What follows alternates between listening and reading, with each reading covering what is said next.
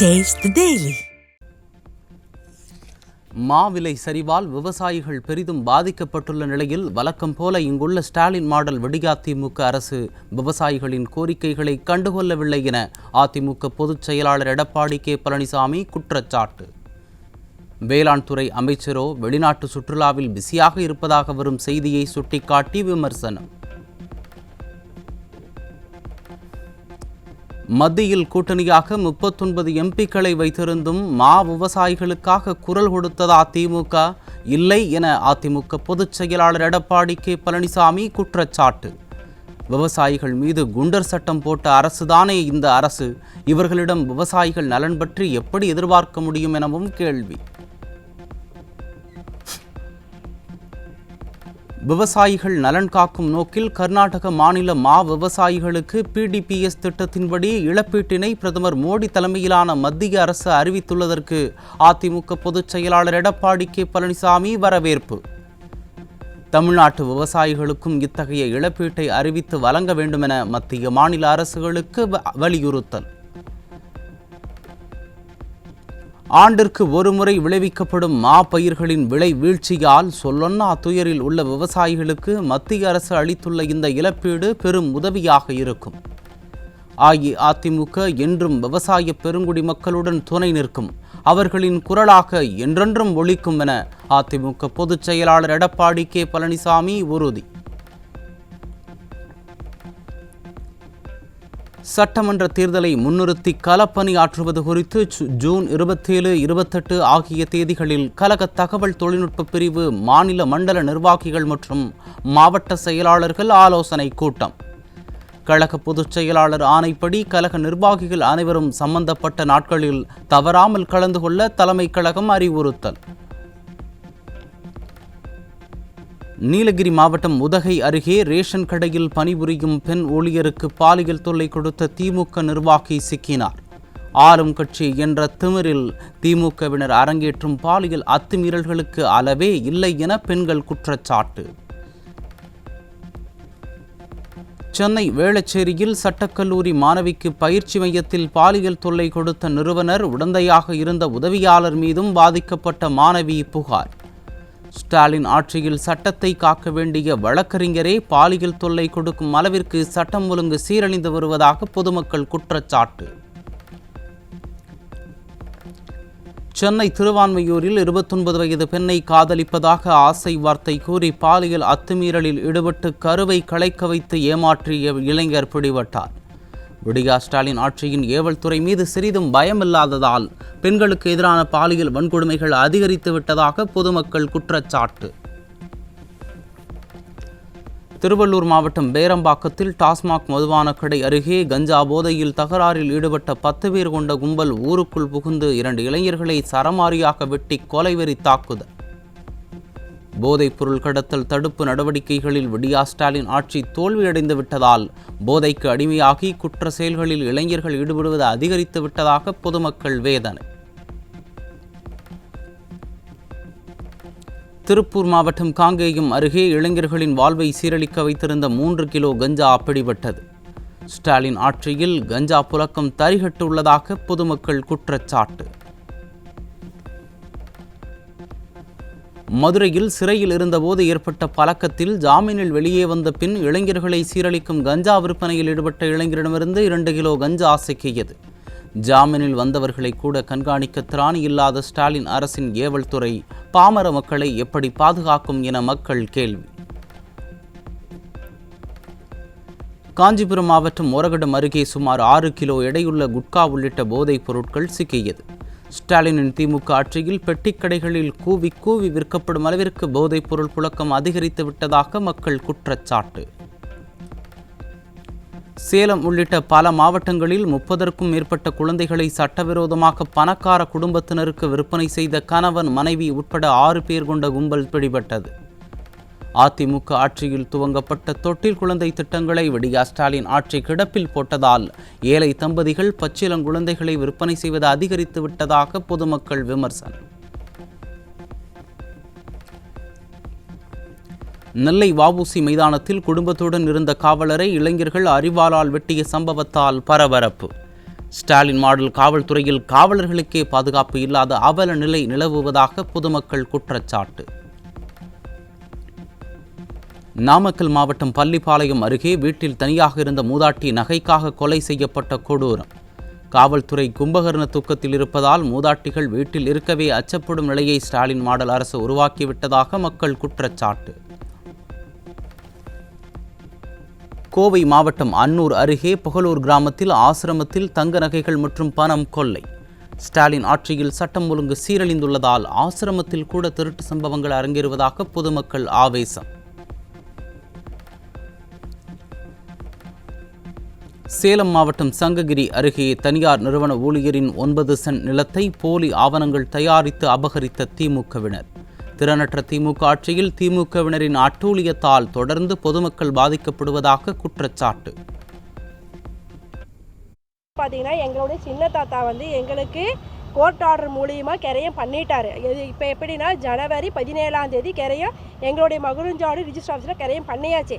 அதுக்கப்புறம் மறுபடியும் பார்த்தீங்கன்னா எங்களுதுன்னு சொல்லிட்டு வேற ஒருத்தர் உள்ள புந்து இப்போ கிரையம் பண்ணிட்டாங்க. சார் இது பார்த்தீங்கன்னா கட்சி பாலிடிக்ஸ் மட்டும்தான். இது மெயின் டிஎம்கே கட்சி. அவர் பச்சைமுத்து என்கிற குமார். 61 நாள் மீன்பிடி தடைக்காலம் இனப்பெருக்கத்திற்காக அமல்படுத்தப்பட்டாலும் குறைந்த அளவே இறால் கிடைப்பதால் வாழ்வாதாரம் இழப்பதாக ராமேஸ்வரம் மீனவர்கள் வேதனை. உள்ளூர் கடல் உணவு தயாரிப்பு நிறுவனங்கள் விலையை நிர்ணயிக்கின்றன என்றும் அரசே நியாயமான விலை வழங்க உள்ளூர் சந்தை அமைக்க வேண்டும் எனவும் விடியா அரசிற்கு மீனவர்கள் வலியுறுத்தல். கிண்டி மெட்ராஸ் ரேஸ் கிளப்பில் உள்ள 118 ஏக்கர் நிலத்தில் சுற்றுச்சூழல் பூங்கா அமைக்க தனியார் நிறுவனங்களுக்கு ஒப்பந்தம் விடும் ஸ்டாலின் அரசு. தமிழகத்தில் தோட்டக்கலைத்துறை, வேளாண் துறை, வனத்துறை மற்றும் சென்னை மாநகராட்சியிடம் நல்ல கட்டமைப்புகளும் பொறியாளர்களும் இயந்திரங்களும் இருக்கும்போது கமிஷனுக்காக ஒப்பந்தம் விடப்படுகிறதா என மக்கள் கேள்வி. சென்னையில் 3041 கிலோமீட்டர் நீளத்திற்கு வடிகால்கள் பராமரிப்பு பணிகள் நடைபெற்றுள்ளதாக தகவல். மழைநீர் வடிகால் பணியே முழுமையாக பெறாத நிலையில் எங்கே பராமரிப்பு பணிகள் மேற்கொண்டீர்கள் ஸ்டாலின் என மக்கள் கேள்வி. சென்னையின் உயிர் நாடியான பக்கிங்ஹாம் கால்வாய் விடியா அரசின் மெத்தன போக்கால் கழிவுநீர் மற்றும் குப்பைகளால் நோய் பரப்பும் நச்சுக்குட்டையான அவலம். கால்வாயை சீரமைக்க ஒதுக்கப்பட்ட 1281 கோடி எங்கே சென்றது? விளம்பர ஷூட் நடத்த நேரம் இருக்கும் அரசிற்கு கால்வாயை சுத்தம் செய்ய நேரமில்லையா என சென்னை மக்கள் கேள்வி. சென்னை, காஞ்சிபுரம், திருவள்ளூர் மற்றும் செங்கல்பட்டு ஆகிய 4 மாவட்டங்களில் கடந்த 6 மாதங்களில் மட்டும் 39,259 பேர் நாய்க்கடிக்கு உள்ளான அவலம். நாய்கள் கருத்தடைக்கு என பட்ஜெட்டில் ஒரு வருடத்திற்கு சென்னைக்கு மட்டும் 20 கோடியும் மாநிலம் முழுவதற்கும் ஒதுக்கப்படும் பல கோடிகளும் எந்த தம்பிகள் பாக்கெட்டிற்கு சென்றது என மக்கள் கேள்வி. கர்நாடகாவில் விவசாயிகளை விளப்பிலிருந்து காக்க மத்திய அரசிற்கு கடிதம் எழுதி 2.5 லட்சம் மெட்ரிக் டன் மாம்பழங்களை மத்திய அரசிற்கு விற்க ஒப்பந்தம் செய்த கர்நாடக அரசு. இங்கே போலி விவசாயி முதல்வரோ விளம்பரங்களில் பந்தா காட்டுவதை தவிர விவசாயிகளுக்காக சிறு துரும்பையும் கிள்ளி போடாத நிலையில் விவசாயிகள் கடும் அதிருப்தி. சென்னையில் காலை 7:30 மணி முதல் 9 மணி வரை குடிநீர் லாரிகள் நகருக்குள் இயங்க தடை விதிக்கப்பட்டதால் காவல்துறை குடியிருப்பில் விநியோகம் தடைபட்டு போலீசாரே தண்ணீருக்கு தவிக்கும் நிலை. ஒவ்வொரு முறையும் முறையான நடவடிக்கைகளோ மாற்று ஏற்பாடுகளோ செய்யாதது விடியா அரசின் நிர்வாக திறமையின்மையை வெளிப்படுத்துவதாக சென்னை மக்கள் வேதனை. தேர்தல் நெருங்கும் நிலையில் செயற்கை நுண்ணறிவு தொழில்நுட்ப நிறுவனத்துடன் ஸ்டாலின் அரசு 3 ஆண்டு ஒப்பந்தம் செய்துள்ளது மாணவர்களின் நலனுக்கா, சமூக வலைதளங்களில் கேலி சித்திரம் வரைய பயன்படுத்தவா என மக்கள் சந்தேகம். வெளிப்படைத்தன்மை இல்லாத இந்த அரசு தற்போது செய்துள்ள இந்த ஒப்பந்தம் மக்கள் பணத்தை கொள்ளையடிக்கும் திட்டமா என மக்கள் கேள்வி. திருவாரூர் மாவட்டம் நன்னிலம் தாலுகாவில் முன்னறிவிப்பு இல்லாமல் மின்வெட்டு ஏற்பட்டதால் பொதுமக்கள் அவதி. ஸ்டாலின் ஆட்சி வந்தாலே மின்வெட்டு பிரச்சினை பெரும் தலைவலியாக உள்ளதாக பொதுமக்கள் வேதனை. தேனியில் அறங்காவலர் அமைத்த குழுவில் ஒரு சில சமுதாய மக்களை நியமிக்காததால் இந்து சமய அறநிலையத்துறையை கண்டித்து 3வது நாளாக மாவட்ட ஆட்சியர் அலுவலகத்தை முற்றுகையிட்டு மக்கள் போராட்டம். ஸ்டாலின் ஆட்சியின் திறனற்ற நிர்வாகத்தால் மனு அளித்துவிட்டு 3 நாட்களாக பொதுமக்கள் போராடி வரும் நிலையில் மாவட்ட ஆட்சியர் கண்டுகொள்ளவில்லை என மக்கள் குற்றச்சாட்டு. சென்னை மற்றும் வேலூரில் பலத்த காற்றுடன் வெளுத்து வாங்கிய மழை, குளிர்ச்சியான காலநிலை நிலவியதால் மக்கள் மகிழ்ச்சி.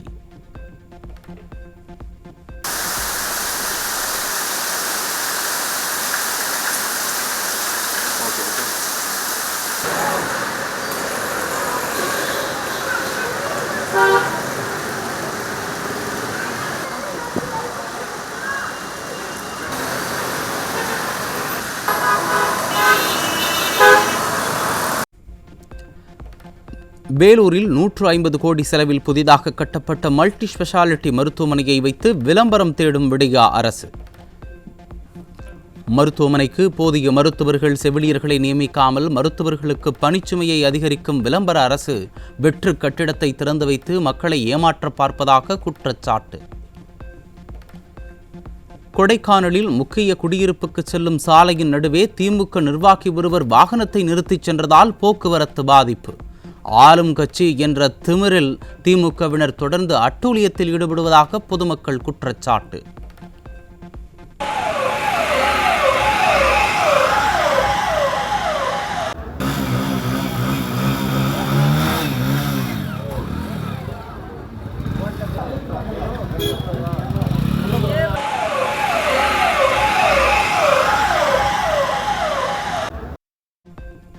சென்னை கொளத்தூர் தொகுதிக்குட்பட்ட பல்வேறு பகுதிகளில் கடந்த 10 நாட்களுக்கும் மேலாக குடிநீர் கிடைக்காமல் மக்கள் அவதி.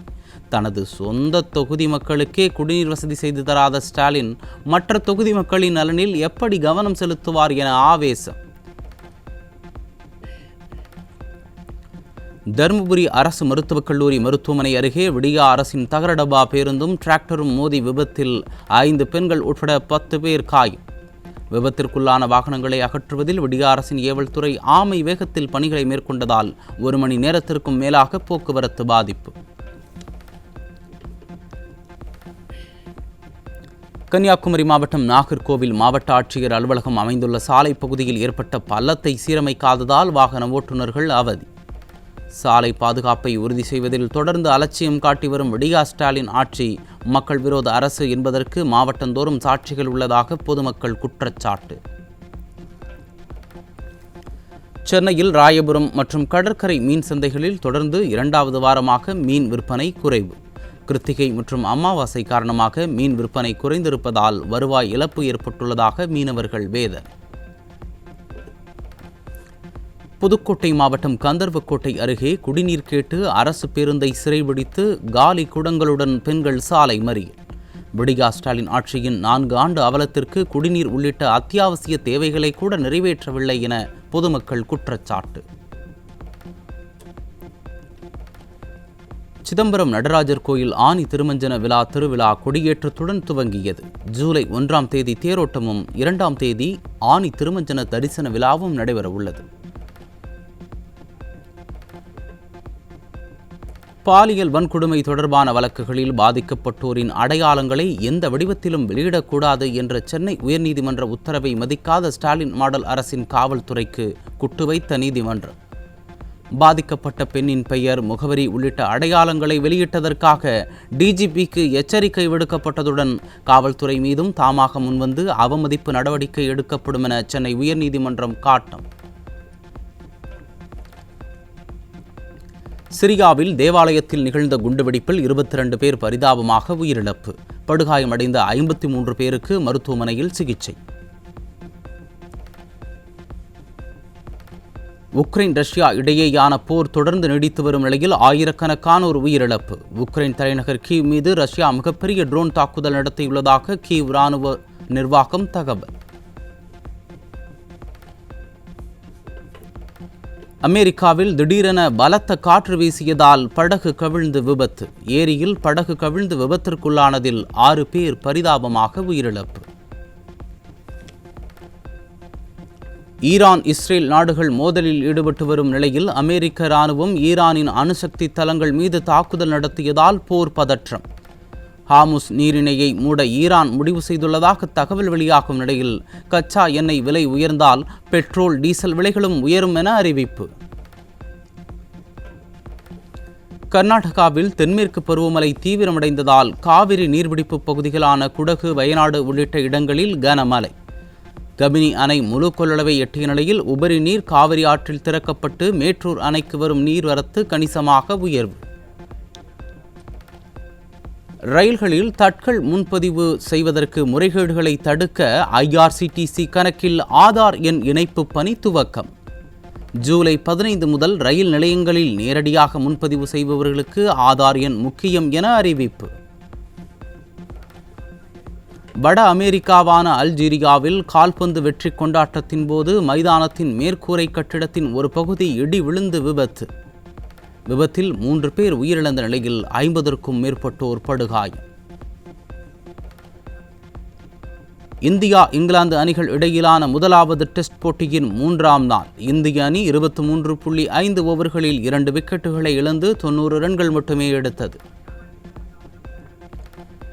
TNPL தொடரில் நெல்லையில் நடைபெற்ற 2வது லீக் ஆட்டத்தில் சீகம் மதுரை பாந்தர்ஸ் திருப்பூர் தமிழன்ஸ் அணிகள் மோதல். 9 விக்கெட்டுகள் வித்தியாசத்தில் திருப்பூர் தமிழன்ஸ் அணி வெற்றி.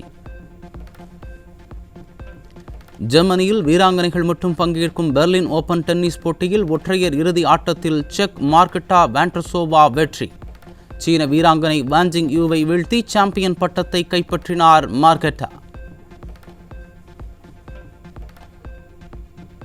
இலங்கையில் அடுத்த ஆண்டு நடைபெறவுள்ள T20 உலகக்கோப்பை கிரிக்கெட் போட்டிற்கு 13வது அணியாக கனடா தேர்வு. ஆண்டோரியா நகரில் நடைபெற்ற தகுதிச் சுற்றில் பஹாமாஸை 7 விக்கெட் வித்தியாசத்தில் வீழ்த்தியதை அடுத்து கனடா அணிக்கு வாய்ப்பு. 25 ஆண்டுகளுக்கு பிறகு டிஜிட்டல் முறையில் ரீ-ரிலீஸ் ஆகிறது விக்ரம் நடித்த சேது திரைப்படம். புதிய பொலிவுடன் டிஜிட்டல் முறையில் ரீ-ரிலீஸ் செய்ய படக்குழு திட்டமிட்டுள்ளதால் ரசிகர்கள் உற்சாகம்.